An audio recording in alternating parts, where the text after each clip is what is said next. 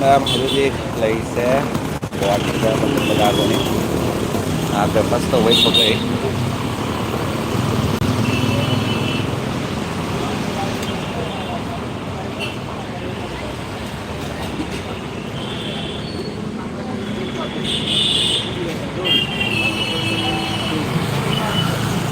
ꯂꯩꯁꯦ ꯂꯩꯇꯦ ꯍꯥꯏꯔ ꯑꯗꯨꯅ ꯄꯨꯔꯤ ꯍꯥꯎꯅ ꯍꯧꯕ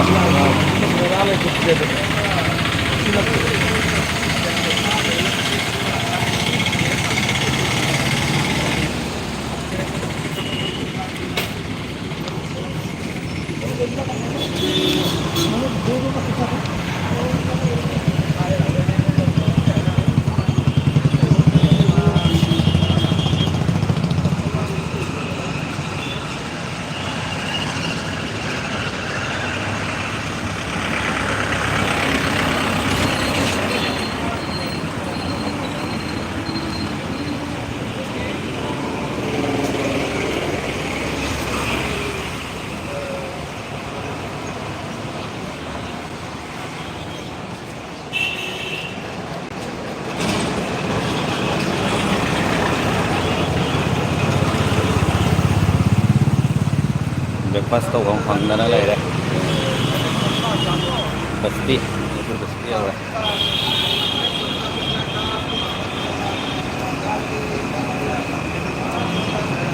बाबू lo फंगनी पाई पाई है पे चल होटल पिंकी आज की नोगी रोमे में नोनी चला मैम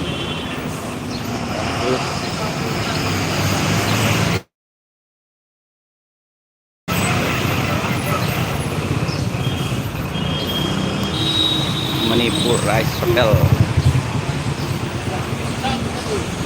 thế chalo अब सागी दो दुगे तो तंग दो जब मैं पूरा पूरी हाउ बने दो तंग का cái con sẽ lấy vào ấy con uống cái gì ngoài này cái lá cho nó đẹp đây các bạn cái chiếc con lấy nó cái không biết rồi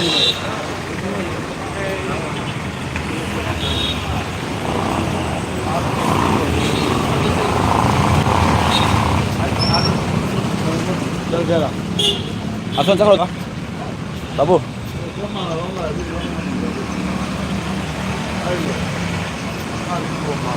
WP ini sih.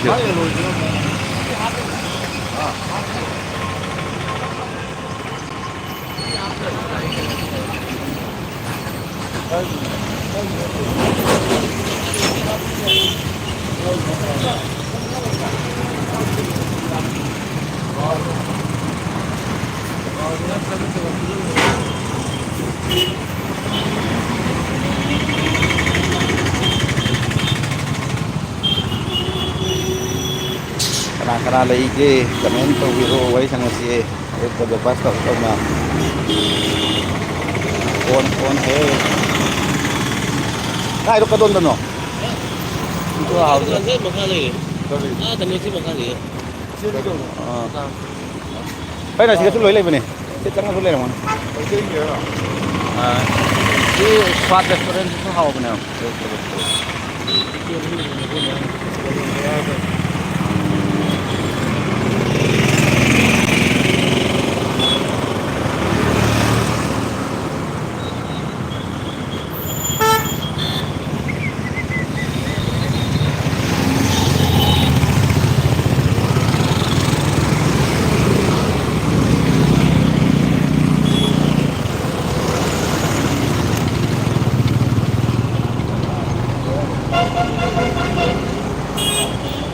memang saya loy le mana ada jo hotel nonton na hotel ngatar ya saya le mana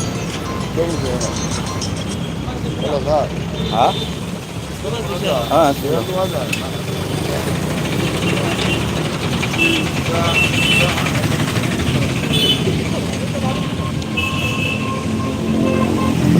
ada pada Guwahati Paton Bazar ada University da soai sega hawa pas tahu leiragadi akhang leiragadi comment da haibiro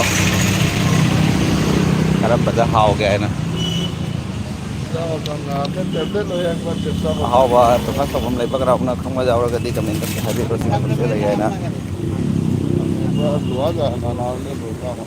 हमें हमारे screenshot मार के बताइए ꯌꯥꯝ ꯉꯟꯃꯟꯈ꯭ꯔꯕ ꯇꯧꯔꯤꯁꯤꯕꯣ ꯃꯣꯏꯅ ꯃꯅꯤꯄꯨꯔ ꯔꯥꯏꯁ ꯍꯣꯇꯦꯜ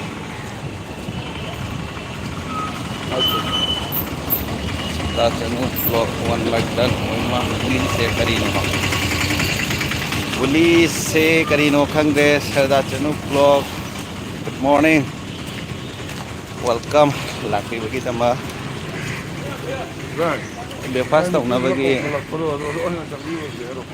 ꯄꯤꯕ ꯑꯌꯨꯛꯁꯤꯗ ꯈꯔ ꯍꯥꯡꯉꯝꯃꯤ ꯈꯔ ꯍꯥꯡꯉꯝꯗꯦ ꯃꯑꯣꯡ ꯃꯆꯥ ꯆꯥꯗ꯭ꯔꯦ सवेरे सवेरे चिकन खिलाना है क्या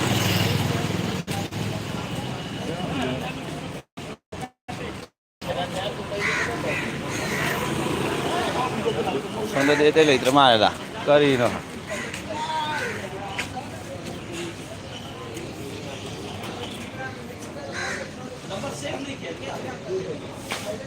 ông thấy tôi nó phở này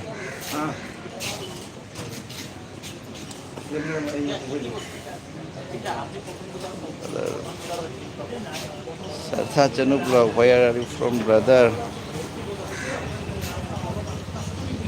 I am from Jaribon. Jaribon begini. Jaribon Lala Bazaar hai duri. Abji Ujik se kabak kami gaya Guwahati da ngarang kolak ka. Abji breakfast ka ho gaya hai na penati.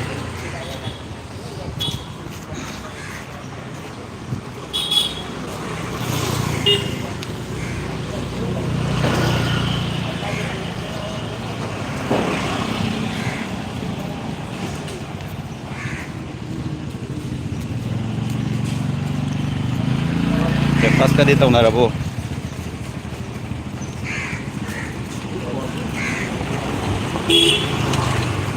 Saya ya se akan mami orang mana yo. Imo Manipuri Rice Hotel.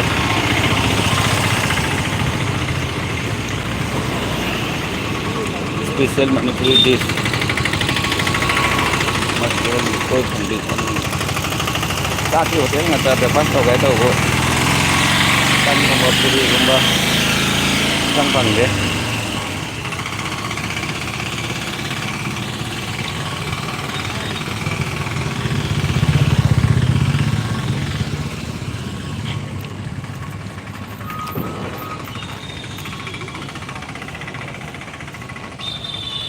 Roman with drum.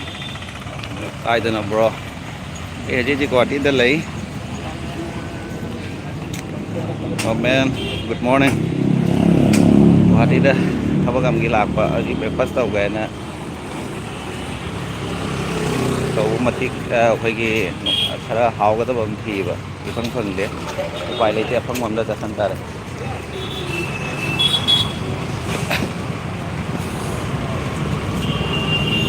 Ikuti bi am na em me ba ai na lai di pham dai ana ko da sam thiram hang na bi ai ma loi lol loi sa ta lon non lai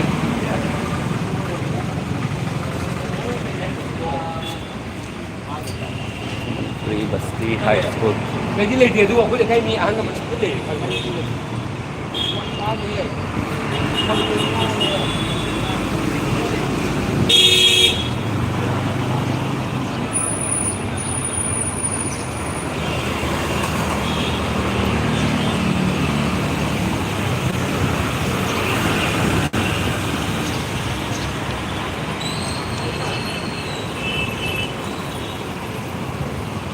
Sana bunong ay parking mo yan. Ako siya tsaka.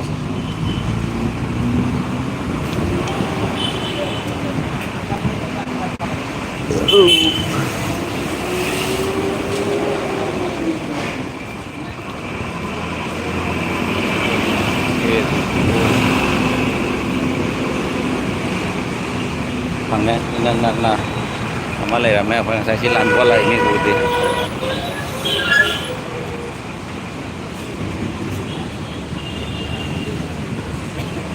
Iya.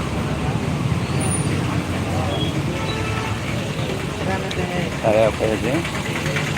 Gue nggak tahu aja breakfast ya.